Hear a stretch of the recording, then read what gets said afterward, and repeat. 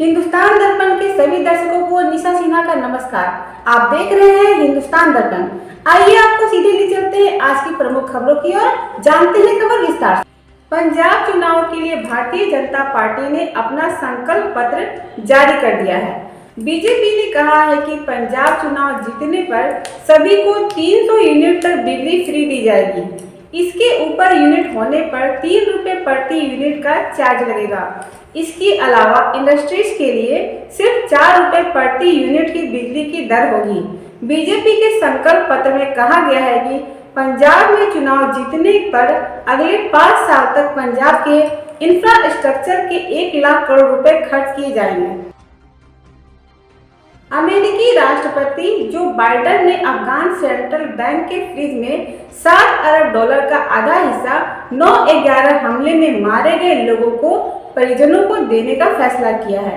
Biden के आदेश के हिसाब से 3.5 अरब डॉलर न्यूयॉर्क के वर्ल्ड ट्रेड सेंटर पर अलकायदा के हमले में मारे गए लोगों के परिजनों की मदद के लिए जाएगा। शेष 3.5 अरब डॉलर को अफगानिस्तान में मानवीय राहत के काम में लगाया जाएगा। कोरोना की तीसरी लहर अब लगभग थम सी गई है। पिछले 24 घंटों के दौरान देश भर से कोरोना के 50,407 नए केस सामने आए हैं, जबकि इस दौरान 804 लोगों की मौत हुई।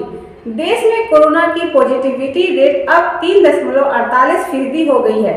एक दिन पहले कोरोना के 58,077 नए केस आए थे और आज करीब 8,000 की गिरावट दर्ज की गई है। कर्नाटक में हिजाब कंट्रोवर्सी को लेकर खड़ा हुआ बखेड़ा पूरे देश में बहस का मुद्दा बन गया है।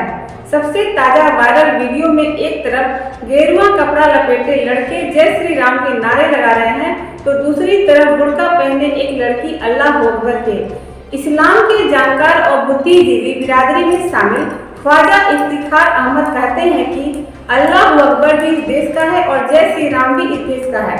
धर्म के नाम पर हिंदुस्तान का बंटवारा नहीं करना चाहिए। वे कहते हैं कि ध्यान से देखो तो यह ध्रुवीकरण की परफेक्ट पिक्चर है। मीडिया से लेकर राजनीतिक तक देश में हिजाब कंट्रोवर्सी से ज्यादा अब यह पिक्चर वायरल हो रही है। आबादी के लिहाज से देश के सबसे बड़े राज्य यूपी में जो हिंदू कार्ड खेला जा रहा है, वो सबसे छोटे राज्य गोवा में फेल हो गया है। हालत यह है कि पुराने मंदिरों को दोबारा बनाने वाले बयान पर सीएम प्रमोद सावंत से बीजेपी का कैडर ही नाराज है। नाराजगी को भांपने के बाद सीएम ने भी दोबारा हिंदू कार्ड खेलने की कोशिश नहीं की, लेकिन वोटों के ध्रुवीकरण न होने से बीजेपी कमजोर और कांग्रेस मजबूत नजर आ रही है। गोवा विधानसभा की 40 सीटों पर 14 फरवरी को वोटिंग है। बीजेपी ने 40 में से करीब 20 सीटों पर ऐसे कैंडिडेट उतार दिए हैं जो पहले कांग्रेस में थे। इससे सालों से बीजेपी के लिए काम कर रहे कैडर में भारी नाराजगी है। ग्राउंड लेवल पर काम कर रहे वर्कर्स के बीच ये स्लोगन भी फेमस हो गया है कि बीजेपी को बचाना है तो बीजेपी को हराना है। उत्तर प्रदेश विधानसभा चुनाव 2022 में दूसरे चरण के मतदान वाले क्षेत्रों में आज प्रचार के अंतिम दिन से पहले राजनीति के बड़े दिग्गजों ने तीसरे चरण के मतदान वाले क्षेत्रों में प्रचार की कमान को संभाल ली है। प्रधानमंत्री नरेंद्र मोदी आज समाजवादी पार्टी के गढ़ माने जाने वाले कन्नौज में चुनावी सभा को संबोधित करेंगे। इत्र नगरी कन्नौज के तिरवा में उनकी सभा करीब 3 बजे से प्रस्तावित है। उत्तर प्रदेश के पूर्व मुख्यमंत्री बसपा मुखिया मायावती की आज औरैया में चुनावी सभा है।